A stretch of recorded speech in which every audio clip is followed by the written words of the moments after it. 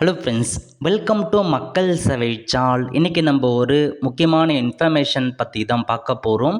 அதாவது தமிழக அரசின் பொங்கல் பரிசு தொகுப்பு குறித்து புதிய அரசாணையை பார்த்தா வெளியிட்டிருக்காங்க. ஸோ இப்போ இதை பற்றின மொத்த இன்ஃபர்மேஷன் தான் இந்த வீடியோ பார்க்க போகிறோம்.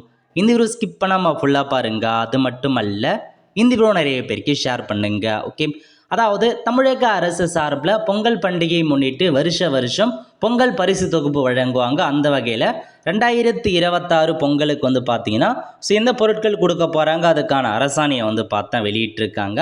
ஸோ அதை பற்றி பார்க்கலாம். ஓகே, ஸோ இது பாருங்கள், 31/12/2025 அன்றைக்கி தாங்க இந்த ஒரு அரசாணையை கொடுத்துருக்காங்க.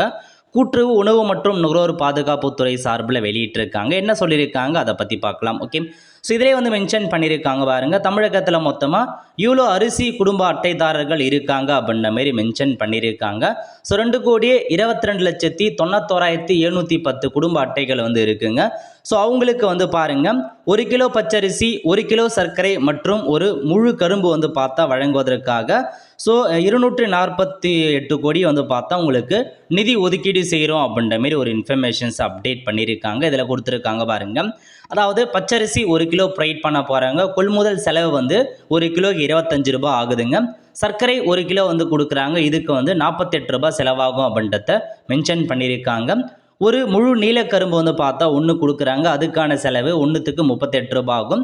ஸோ டோட்டலாக உங்களுக்கு எத்தனை குடும்ப அட்டைதாரர்களுக்கு தேவைப்படும் அதெல்லாமே உங்களுக்கு மென்ஷன் பண்ணியிருக்காங்க. நோட் பண்ணிவிட்டு அதுக்கேற்ற மாரி ஸோ நிதியை பார்த்தா இப்போதைக்கு ஒதுக்கி அரசாணையை கொடுத்துருக்காங்க.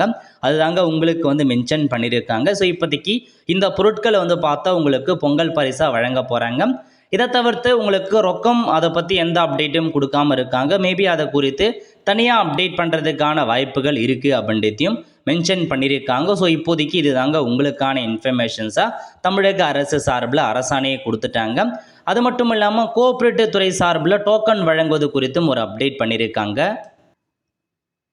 இது தாங்க அந்த சுற்றறிக்கையாக கொடுத்துருக்காங்க. அதாவது டோக்கன் பற்றி பொங்கல் பரிசு தொகுப்பு விநியோகம் துவங்கப்படும் தேதி தனியே பின்னர் அறிவிக்கப்படும் சொல்லியிருக்காங்க.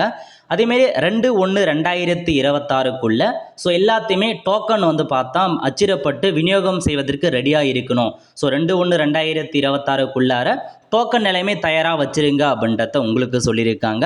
அதேமாரி பார்த்தா எப்படி டிஸ்ட்ரிபியூட் பண்ணோம், ஒரு நாளைக்கு 200 குடும்ப அட்டைதாரர்களுக்கு பொங்கல் பரிசு விநியோகம் செய்யணும் அப்படின்னு சொல்லியிருக்காங்க. அதேமாரி ஸோ வீடாக போயிட்டு சம்மந்தப்பட்ட ரேஷன் ஊழியர் அவங்க தான் அவங்க வீட்டுக்கே போயிட்டு டோக்கனை கொடுக்கணும் அப்படின்ற மாரியும் உங்களுக்கு மென்ஷன் பண்ணியிருக்காங்க. ஸோ எந்த பிரச்சனைகளும் வராத மாரி சரியாக கொடுங்க அப்படின்னு சொல்லியிருக்காங்க. உங்களுக்கு டோக்கனுக்கான டெமோ காப்பியும் கொடுத்துருக்காங்க. இந்த மாதிரி தான் உங்களுக்கு டோக்கன் ப்ரொவைட் பண்ணுவாங்க. இல்லை உங்கள் கடையின் பெயர், குடும்ப அட்டைதாரர் பெயர் என்ன, குடும்ப அட்டையின் கிராமம், என்றைக்கு உங்களுக்கு டோக்கன் கொடுப்பாருங்க அதுக்கான தேதி மென்ஷன் பண்ணுவாங்க. அன்றைக்கி போயிட்டு ரேஷன் கடையில் உங்களுக்கான பொருட்களை நீங்கள் வாங்குற மாரி இருக்கும். ஒரு ஃப்ரெண்ட்ஸ், கண்டிப்பாக இந்த பிடிச்சா லைக் பண்ணுங்கள். அது மட்டும் அல்ல, இந்த வீடியோ நிறைய பேருக்கு ஷேர் பண்ணுங்கள். அடுத்து ஒரு நிலையில் சந்திப்போம். நன்றி, வணக்கம்.